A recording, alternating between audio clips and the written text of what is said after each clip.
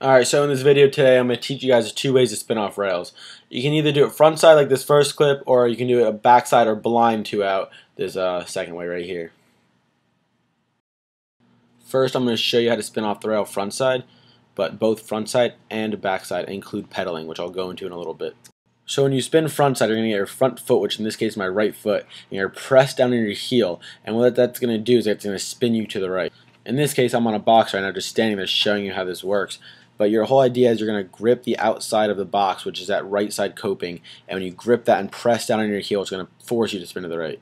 A good way to practice this with minimal consequences might be to just stand on a box or something like that and press down on the right heel, and when you start to spin, jump as you start to turn to the right, and then just continue the rotation. Doing this should get you a good feel for how it's going to work when you start actually sliding on rails. I'm going to walk you guys through this step by step on 4 basic rails you can try this on. The first one being a corrugated tube. A lot of people have trouble with this rail because they catch their edges on them, but once you get used to it, I find them to be the easiest to learn how to pedal on. Pedaling is simply just pressing on your heel or your toe, and it comes from the motion of stepping on a gas pedal. A lot of people use that word when they're either doing a switch up or spinning off a rail. Before you spin off a rail, you should be comfortable with just sliding on the rail. So in this first clip I keep replaying, watch me slide it normally, like I'm very comfortable, and then towards the end of it, I start to press my heel down and then jump. If you jump on a rail incorrectly, a lot of times you can pedal to correct that so you can stay on the rail, but if you're on the rail right, you should only pedal when you begin to get to the end of it. So in this clip, when I'm playing it in super slow motion, wait till the end of the rail, press on your heel, jump, and hopefully that'll make you do a 270 off. It's really important to make sure you're on the rail completely sideways, because if you're not, you won't be able to grip it properly. The more sideways you are, the easier it will be to grip and get that front 270 off.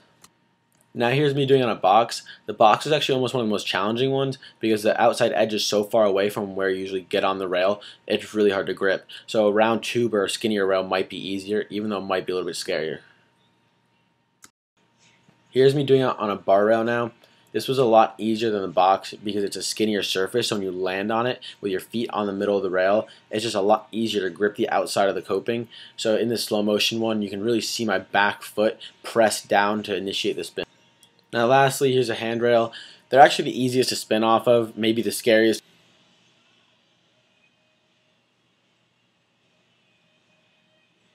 So skinny, it's just that much easier to grip.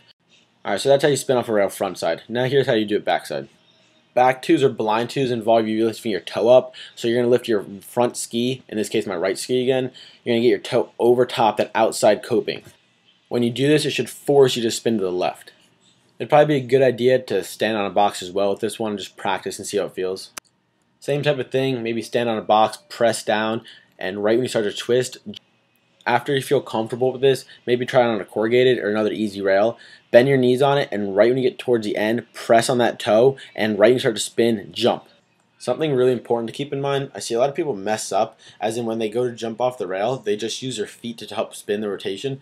But a lot of it is to your knees and your shoulders as well. It's a whole body movement. You have to create the energy in your toe to spin and push that all the way up to your shoulders. And when you do this, it should help you get the rotation a lot cleaner and more successful with it.